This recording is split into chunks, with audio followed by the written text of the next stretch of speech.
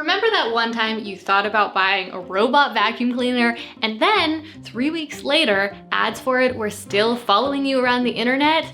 Yeah, well, I hate to break it to you, but that's going to be completely changing. See, Google just made a big announcement that they are going to be completely changing how their algorithms work, including completely getting rid of their use of third-party cookies. And third-party cookies are what make those ads continue to follow you around in the way that they do. All of that is changing. So if you are someone who uses Google at all, like Google or Gmail or even YouTube, or you are someone who uses Google for marketing purposes, maybe because you're a business owner or because you do any sort of marketing yourself, then keep on listening because I'm going to be explaining what these changes are and how they're going to be impacting you. So first, let's just talk about how things are right now. What exactly are these cookies and what do they do? Cookies are text files that contain packets of information that are stored on your computer inside your browser, and they keep track of things like your browsing history and your passwords. Now, cookies can be super useful and they can save you time when you're entering your passwords or your address on different websites, and they can also save your preferences on different sites. But they also can be used to advertise to you, and sometimes quite aggressively.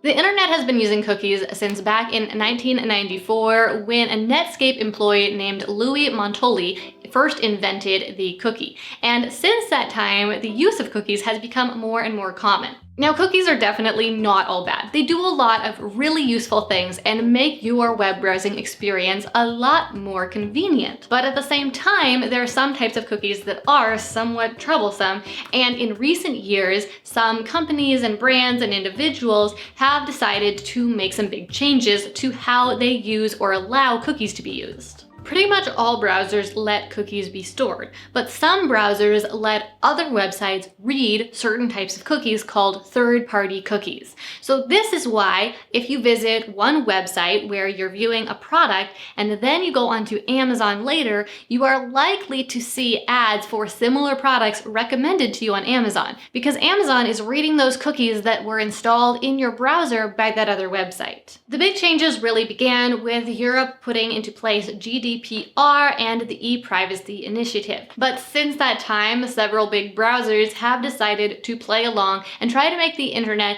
a safer place. Specifically, back in 2017, Safari significantly limited how third-party cookies could be used. And then in 2019, Mozilla decided to completely block third-party cookies. It's pretty obvious to see why Google and Amazon and Facebook probably aren't that excited about these changes because they rely heavily on these third-party cookies for making the money that they do. And these changes have definitely impacted their revenue. Now, up until this point, these companies have largely just dealt with the situation by essentially ignoring it. So Amazon can't collect third-party cookies on Mozilla. Well, that's just revenue lost. But recently, this year in fact, Google has decided to do something about this. They've decided to come up with a completely different system and stop using third-party cookies altogether. So what is this new system and how does it work? Well, it's a lot like the algorithms that you and I are familiar with on platforms like YouTube and Facebook. Platforms that track the content we consume and how we interact with it and later make suggestions to us based on that. Platforms that are completely AI-driven. These AI systems are known as learning algorithms, and not only are they incredibly proficient at figuring out exactly what you'll want and when you'll want it, and using that information to get you to stay on platforms for longer and getting you to buy more things, but they also are systems that learn on their own and over time change and develop in ways that are not completely controlled by their creators. In other words, the employees at Google will not be completely in control of how this algorithm works. They will do the initial configuration of it, but after that, it will continue to learn and develop and figure out how to best accomplish whatever objective Google gives it. So for example, if Google tells the algorithm to optimize for revenue earned learned from ads, then the algorithm is going to figure out the very best way to categorize and target viewers with ads to extract the greatest amount of money from them. Google calls this AI system the Federated Learning of Cohorts, otherwise known as FLoC. Now, the reason it is called Federated Learning of Cohorts is because now, instead of installing pieces of code onto the browser is simply going to track the user and put the user into a number of cohorts. Google is claiming that this new system is just going to lump people into these big categories. And I feel like what they're really trying to do is convince us that now, instead of being micro-targeted with all this specific information attached to our browser or our computer or ourselves, now we will just be put into these big categories and marketed to in mass. And this will be much more private, much more secure, much less intrusive or invasive. But in reality, we are going to be put into very specific categories, and many of them. You will not just be in one general profile with thousands or maybe even millions of other people. No, you're going to be put into a very specific category of people who like this specific category of things, are this gender, live in this locality, and all together, you'll be at the intersection of these different categories. Think of it like a giant Venn diagram, and you are at the center. So while yes, all of these categories might be very large, Google will have you perfectly pinpointed. So let's talk about the good and the bad of this. The first good thing is that Google and other websites will no longer be installing these third-party tracking cookies that are intended to be read by other websites. This could potentially make your browser a little bit faster, and it also can help to create a more secure web where we don't have things like zombie cookies. The other good thing about this new system is that Google is going to know how to advertise to you really well, so you're going to see some very interesting ads that are perfectly targeted to you. Basically, you are going to be in a shopping mall heaven. But what about the bad? Well, this AI system is going to be better than ever at advertising to you.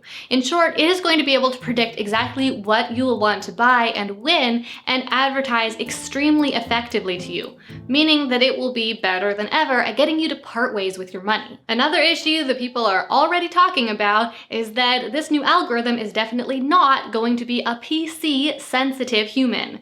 And no, I don't mean personal computer, I mean politically correct sensitive human. In short, as humans, we know that people don't like to be targeted in certain ways. We know that people don't like to be targeted based on their race or their locality, or sometimes even their age or a disability that they have. Those things are generally considered to be off limits for marketers, and most platforms don't allow companies to target advertisements based on those different demographics. But the new algorithm is not going to be 100% sensitive to those things. Now, of course, Google is going to initially set it to not target people based on those specific factors. But because of the nature of a learning algorithm, it is going to be picking up on some of those factors and how they're expressed in the real world, even if it isn't supposed to be. What does that mean? For example, people of different socioeconomic statuses or people with different disabilities might tend to be more interested in different things. And this will cause the AI to essentially stereotype those people and then advertise to them based on the stereotype that the AI creates. The system may be able to infer this sensitive information based on people's general interests and browsing habits. For example, I think we've all heard about that time when Target's advertising algorithms correctly identified that a teenage girl was pregnant and started sending her coupons for things like diapers and pacifiers. Her father was really upset and filed a lawsuit with Target. Target denied all claims of wrongdoing, but it was later discovered that their algorithm had actually figured out that this young girl was pregnant even though she hadn't told anyone. Another example of this would be that Facebook's algorithms have been found to show more advertisements for secretarial and teaching jobs to women than to men. And back in 2019, Facebook was charged by the US Department of Housing and Urban Development for ads that discriminated against people based on their race. Now, of course, Facebook didn't try to program its algorithm to do this on purpose. It's simply the nature of a learning algorithm. One senior machine learning engineer at the tech firm Criteo said the following: "If an online attacker was looking to target a specific group based on their ethnicity or their religion, this attacker is then able to target the relevant Flock ID group however they see fit." Now, Google says that it goes against their advertising policies to advertise to people based on these sensitive information categories. And they say that if they find any Flock groups that target people based on their sexual orientation or their race or anything like that, then they are going to delete those groups. And they say that they will then change the algorithm to reduce the correlation in the future. However, I really see this as Google just acknowledging the fact that this is going to happen and it's going to keep happening. Now, is this a big issue? Maybe, maybe not. The reality is that the algorithm will be figuring out what to advertise to people based on their activity on the internet, not a preconceived notion of a stereotype. And so if someone's activity happens to fit within the category of a stereotype, that's not exactly the algorithm's fault. But I'm curious to know what your opinion about this is. Be sure to leave me a comment below and tell me what you think about people being targeted based on their activities when their activities happen to correlate with a stereotype. Before we wrap this up, we should talk about one more big issue that this new algorithm is probably going to cause. Basically, with third-party cookies no longer at play, Google is going to be cutting out a lot of their competition. Let me say this a different way. Up until now, what's been happening is these third-party cookies have been being installed on your browser, and then essentially any other website could read them and use them in their marketing strategies. But now Google will be completely in control of this data. Google will be tracking your user data on the internet and then will be advertising to you based on what they know about you.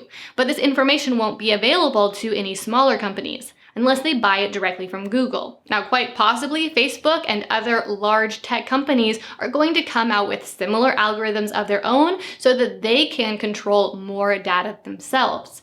But even so, that is going to mean that the third-party companies, the smaller companies who were using this data along with Google and Facebook, now have to rely on these tech giants to learn more about the customers that they want to advertise to. So I'm really curious to know what you think about all this. Be sure to leave me a comment below and tell me whether you think that these new changes are good because you will no longer have third-party cookies installed on your browser and being read by other websites and you won't be tracked in that same way, or if you think it's bad because now Google will be in control of all of this data and will be targeting you in a new and more advanced way. If you learned something in today's video, then consider giving it a like to let me know that you would like to see more videos like this in the future. And if you happen to be an entrepreneur yourself or you want to learn how to grow your channel here on YouTube, then consider subscribing to the channel. I make new videos about those topics every single week and I would love to have you join me for the next one. Thanks so much for joining me today. That's all for this episode, but I'll see you again next week.